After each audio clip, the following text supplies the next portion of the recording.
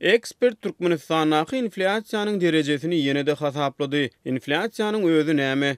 John Hopkins Universitetiniň professoru Steve Hanke 23-nji iýulda Türkmenistanda inflasiýanyň derejesiniň 124% bolandygyny aýtdy. Onuň soňky hasaplamalarına görä Türkmenistan inflasiýanyň derejesi boýunça dünýäde Venezueladan, Irandan we Sudandan soň 4-nji ýerde durýar. Hanke mundan ozal 1-nji iýulda bu görkezijini 294% diýip, onu dünýäde ikinji iň ýokary inflasiýa häsiýetlendiripdi. Indi Hanke näme diýjek bolýar? Inflasiýanyň özü näme? Onuň ýokary bolmagy nämäni alamatlandyrýar? Bu tema boýunça azatlygyň özüne beren soraglaryna türkmen ykdysadyýetçisi Hudaýberdi Urazow jogap berdi. Aýdaly şu egerde şu püýli geçen ýyly bilen degestirsek şu bahalary, şu bar hyzmatlary da ýurdum içinde. Ana şu ikisiniň bahasyny, tariflerini degestirip görсек da, şu däşi ösüm bolsa, şu geçen ýyl köle degestirindi da. Ana şoňa inflasiýa diýilýär. Ýa-da egerde mysal üçin egerde şu peselse, mysal üçin pesel, oňa deflasiýa diýilýär da.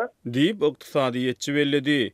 Ol manadyň güýjüniň peselip adamlar belli bir mukdardaky maliýe feriştesine näçe az haridalýan bolsa, muňa inflasiýa diýilýändigini düşündirdi. Siz näçe güýjü peselse, näçe az harid adam alybilse, geçen ýyl bilen degestirindi, şoňa inflasiýa diýip aýdylýar. Şoň ara tapawdy. Diýip Urazow belledi. Türkmen ykdysadyýetçisi gurruňa dowam edip inflasiýanyň sebäplerini misallar arkaly düşündirmäge synanşdy. Inflasiýa egerde mysal üçin aýdaly, puluň hümmeti gaçdy, şu adamlar şu mysal üçin aýdaly, geçen ýyl bilen degestirindi 100 manada harit az alybilse, ana şonda şu inflasiýa diýilýär da. O inflasiýanyň sebäbi ol egerde mysal üçin şu geçen ýyl alynan aýlygynda süýül mysal üçin az harydaly bolýar ýa-da az hyzmaty tölebilýär da.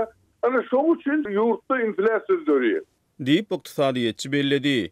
Resmi medeniýetiň habarlaryna görä Türkmen hökümeti ýurtda büdjet işgärleriniň aýlyklaryny, talyp haklaryny, pensiýalary hemde beýleki döwlet kömek pullaryny her ýyl 10% ýokarlandyrýar. Ýöne munyň bilen bir hatarda ýerli ýaşaýjylaryň en çemesi azatlygyň habarçylaryna berýän gurrunlaryny ýurtda aýlyklaryň ýokarlanmagy bilen bahalaryň desine galmak bilen bolýandygyny aýdýar. Halkara synçylar Türkmenistanyň agyr ykdysady krizisi başdan geçirýändigini notaýar. Düýbi Washingtonda ýerleşýän Merkezi Aziýa Kavkaz Institutynyň gaýwany ulmy barlygçysy, şol bir wagtda The Jamestown Aň düşünje guramasynyň analisti John Daly goloýda guramanyň saýtyna çap eden makalasyna Türkmenistan garaşsyzlyk ýyllarynyň iň agyr ykdysady krizisini başdan geçirýär diýip ýazdy. Halkara pul gaznasynyň ekspertleri mart aýyna Türkmenistana eden saparlaryndan soň çap eden beýanatyny ýurdun resmi statistika maglumatlaryna salgylanyp 2017-nji ýylda Türkmenistana inflasiýanyň derejesiniň 8%-de ýetendigini ma'lum etdi. Iýun aýyny Azatlyk radiosynyň professor Hanke bilen geçiren söhbetdeşligini ol Türkmenistanaky inflasiýanyň derejesini haýsy metodologiýany ulanmak arkaly hasaplanyny gurrun beripdi. The way I estimate these inflation rates is with high frequency data,